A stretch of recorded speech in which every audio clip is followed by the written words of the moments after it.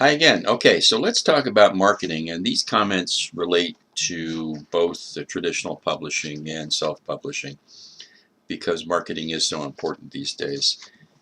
You could be the greatest author since Shakespeare, and if you can't help sell your books these days, titles are going to languish.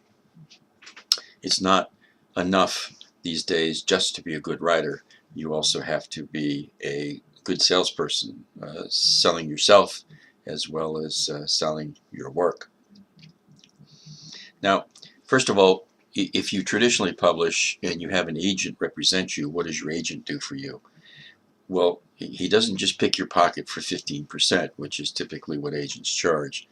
Uh, Trust me, that 15% that you pay to your agent is well worth it. An agent represents you. He negotiates book deals for you. He tracks your royalties. He sends you your royalty checks.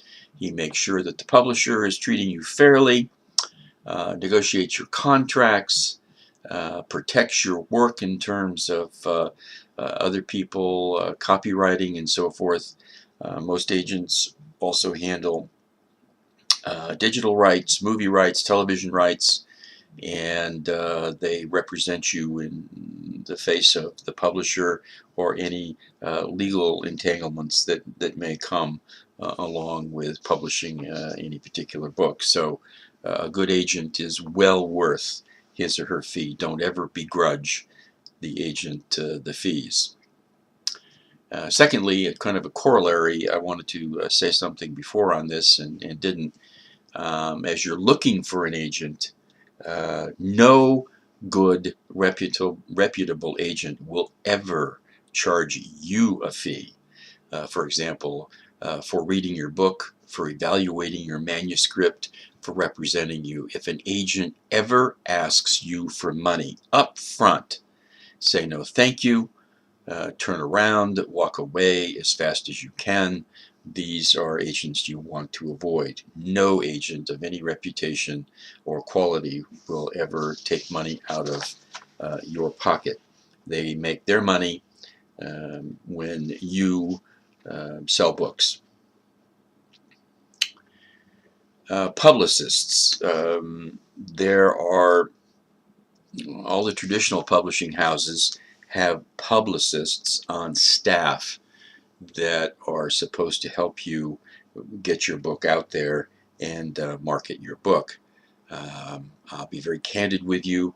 I've had good success with a couple of publicists and not such good experiences with a couple of in-house publicists. I guess, sort of the running commentary among authors is if the publicists were in-house or any damn good, they'd be out on their own and making a lot more money, which is probably true. So just be a little skeptical about relying totally on the in-house publicist.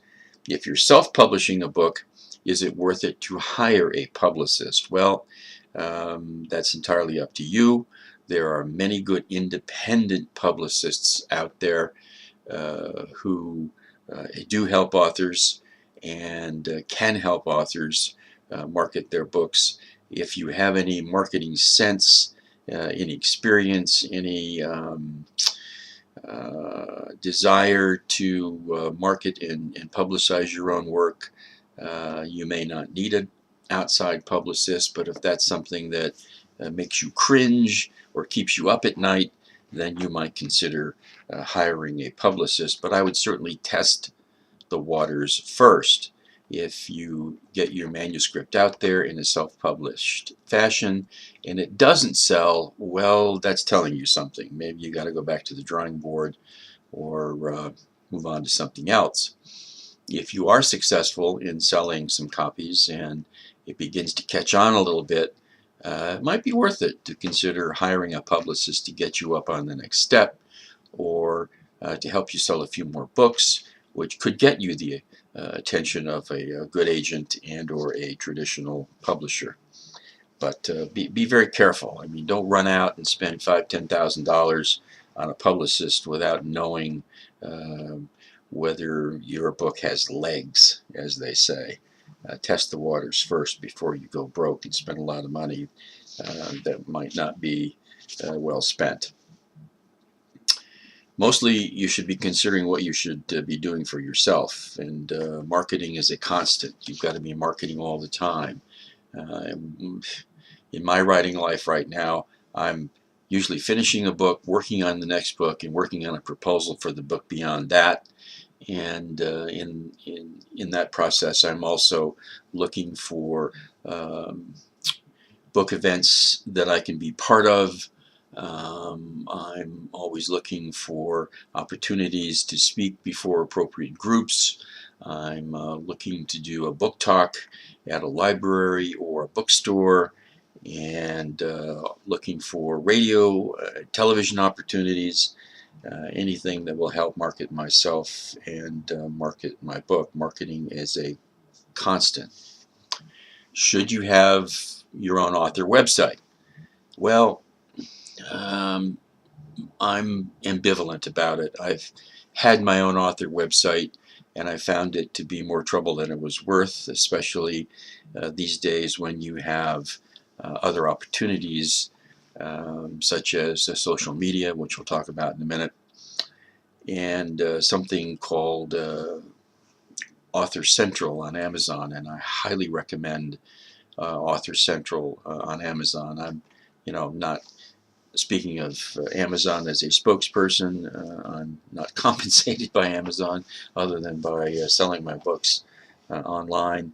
But I think that Amazon has done a tremendous service for authors, for new authors, by putting up their Author Central capability.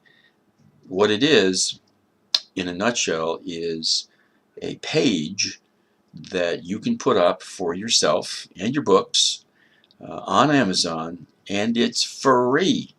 All you have to do is pay attention to it and maintain it once in a while, but you'll find that just about any author that wants to be successful has an Amazon page.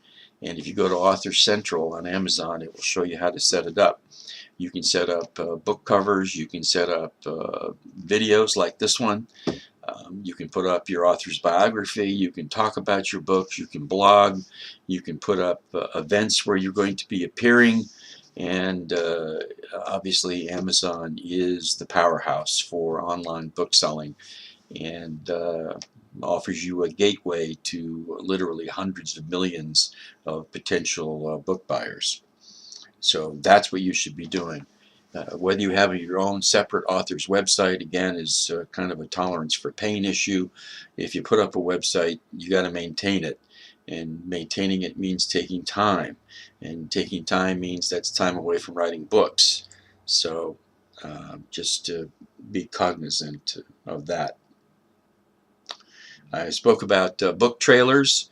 You can put up book trailers on YouTube. You can put up book trailers on Amazon, on Author Central, and they don't have to be elaborate. Little 30-second videos. That is more than sufficient to get the idea of a book across. And they're relatively cheap to produce, or you can spend money producing them. Again, that is up to you. Social media. I am not on Twitter. I do not tweet, and maybe I'm old-fashioned, but I kind of tried it, and it didn't work for me, and I found that I was going to spend so much time keeping up with it. Again, it was taking time away from other things that I'd rather be doing. So I realize that for some of you who are veteran tweeters and have it down, it certainly is something that you might consider. I am on Facebook. I'm a pretty big Facebook believer in terms of promoting books. I have Facebook pages for a couple of my books. I make announcements about my books through Facebook, and certainly my friends see them, and I've even spent some money on advertising on Facebook, which I consider money well spent, because they help you target exactly where you are putting your advertising dollars, And that's better than just blasting it out there and hoping that you can get something back. I also use LinkedIn. LinkedIn, you know, is much more of a professional, business-to-business, contact-to-contact website. It's not for selling books, but I belong to a couple of writers groups, authors groups on LinkedIn, and it certainly doesn't hurt. So those are some comments on writing. And that brings us pretty much to the conclusion of the comments that I wanted to make on the little outline that I have given to you. And at the bottom of the outline it says observations on the writer's life and open discussion. Well, we'll have an open discussion at least online here in a few minutes at the conclusion of this video. I'll give you a couple of observations on the writer's life right now. As you can see from all this gray hair up here, I didn't come to this author's life early on. I suppose that I would have liked to have done it much sooner in my time than I did, but I guess one of the good messages is it's never too late. I had two careers prior to becoming a full-time author. One was in the military with the Navy, and secondly in industry, particularly software development and sales and marketing. And you know, I came to this writing life in my late 50s, early 60s, and I'm certainly glad I did. It's just for me, a wonderful opportunity. I've been very lucky. I've been very fortunate. I've been able to leverage my contacts. I can't imagine doing anything other than what I'm doing now. But I will give you some advice that I received about the writer's life that I hope you take to heart, because it is excellent advice. And if I could give you anything as a major observation on the writing life, it would be this. And it was given to me by a friend of mine, whom some of you I'm sure know, the very highly successful best-selling author Nelson DeMille, who happens to live here on Long Island, where I also live. I've been lucky to have him as a friend and as a sounding board for a number of years. But in any case, he told me, and he's absolutely correct, if you're going to be a writer, you've got to write every day. And what does that mean? Well, literally, it means write every day. Now, there are some days when you have it, and there are some days when you don't. But whether it's, you know, a sentence or a paragraph one day and 3,000 or 5,000 words the next day, you've got to be writing every day to be successful. If you write every day, whatever it is you're writing about gets done.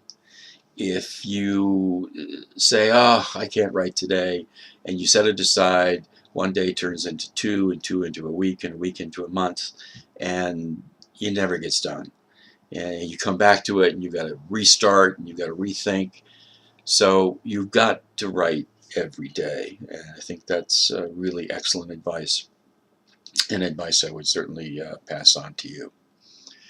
So that's it. Those are the pre-recorded comments I want to make, and now we will move on to our online discussion. I wish all of you great success in your writing careers, in your writing projects, whether you're just creating a memo for family and friends, or you want to be the next greatest best-selling author. It's a lot of fun, a great life. Thank you for being with us today, and good luck.